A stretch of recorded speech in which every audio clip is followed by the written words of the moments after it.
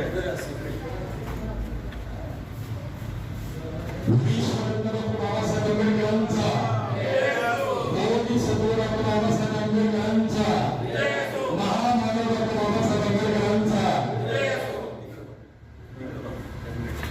ठिकाणी महामानवांच्या विचारांचं प्रतिमांचं पूजन या ठिकाणी उपस्थित असलेले मान्यवर यांच्या हस्ते पार पाडलेला आहे।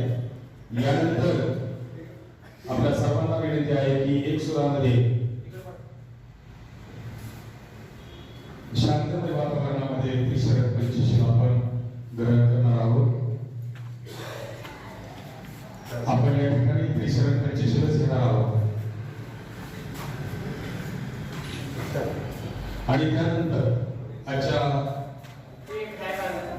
आजचा महत्वाचा दिवस म्हणजे पौष पौर्णिमा। याबद्दल आपले उपासक उपासिका ज्या ग्रहण करत आहेत त्यांचं मनोगत या ठिकाणी व्यवस्थित मनोगत होईल। त्यानंतर सावित्रीबाई फुले यांच्या जयंतीनिमित्त त्यांना अभिवादन करण्यासाठी या ठिकाणी उपस्थित असलेले आपले सभासद आपलं मनोगत व्यक्त करतील।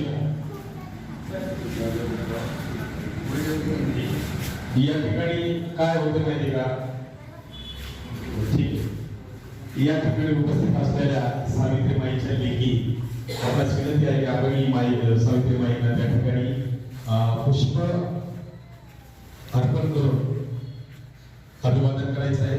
या समोरच्या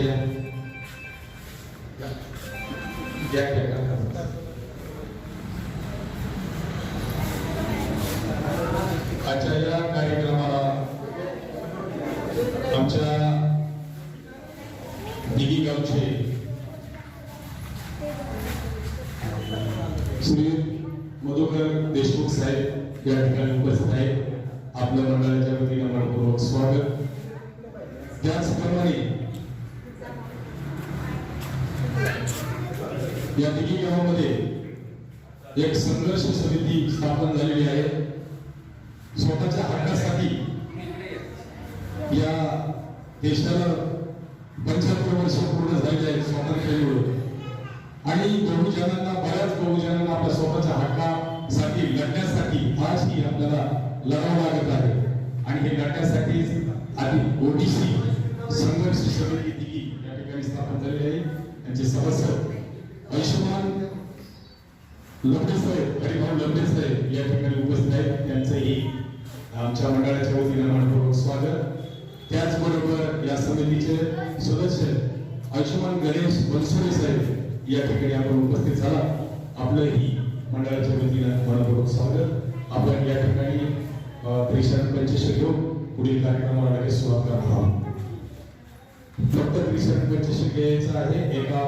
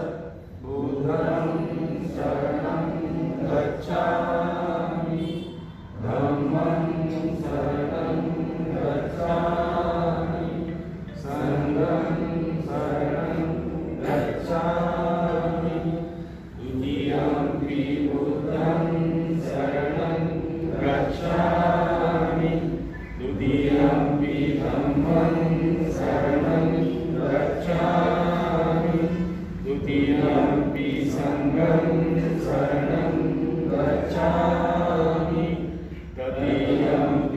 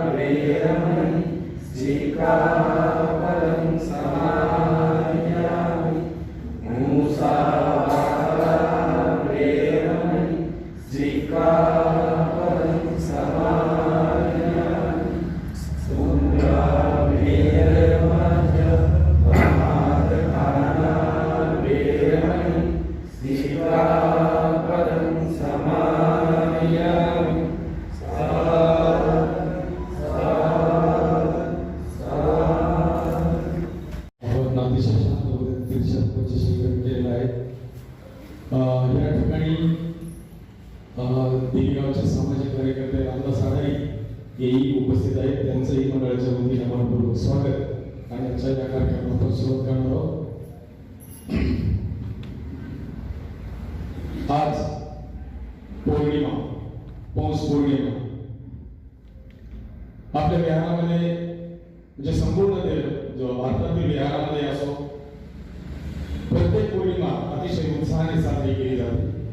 या पौर्णिमेला या धर्मामध्ये अनन्यसाधारण असं महत्व आहे आणि प्रत्येक पौर्णिमेला बुद्धांच्या जीवनामध्ये वेगवेगळ्या घटना घडलेल्या आहेत, महत्वाच्या घटना घडल्या आहेत.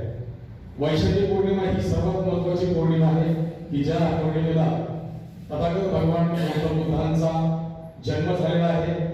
त्याच पौर्णिमेला त्यांना ज्ञानप्राप्ती झालेली आहे आणि तीच पौर्णिमा जी आहे वैशाखी पौर्णिमा, त्या पौर्णिमेला भगवान गौतम बुद्धांचा महापरिनिर्वाण झाले आहे. म्हणून या पौर्णिमेला या धर्मामध्ये खूप मोठं महत्वाचं स्थान आहे. असेच पौष पौर्णिमा पण आहे. या पौर्णिमेमध्ये हे अनेक महत्वाच्या घटना घडलेल्या आहेत. ते आपले अभ्यासक उपासक उपासिका या ठिकाणी आपल्याला या पौर्णिमेचं महत्व सांगणारच आहे.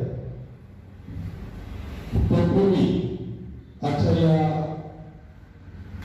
जानेवारी 3 जानेवारी आणि या 3 जानेवारीला 1831 मध्ये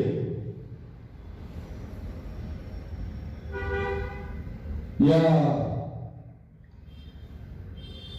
ज्यांनी त्या काळामध्ये स्त्रियांना कसल्याही प्रकारच्या शिक्षणाची,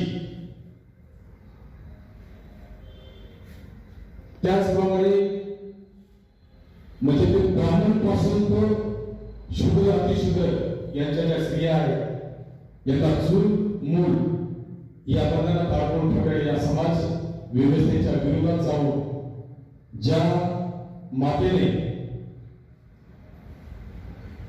आपलं आयुष्य या स्त्रियांच्या शिक्षणासाठी, दलितांच्या शिक्षणासाठी घालवलं अशा सावित्रीबाई फुले यांच्या जयंती आहे.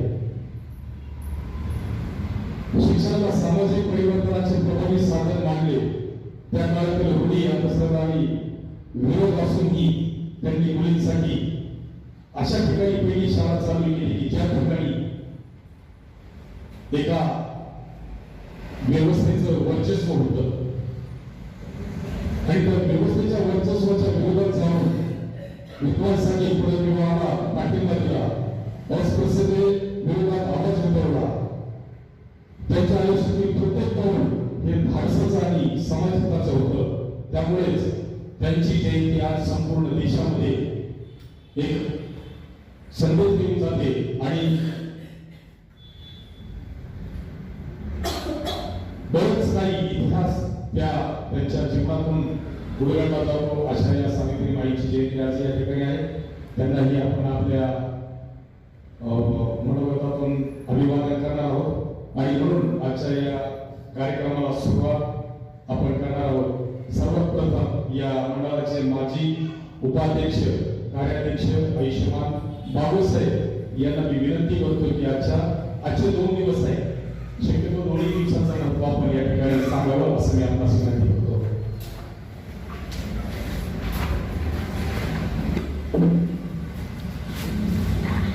जगाला शांतीचा संदेश देणारे महाकामी भगवान गौतम बुद्ध, बोधिसत्व परमपूज्य डॉक्टर बाबासाहेब आंबेडकर,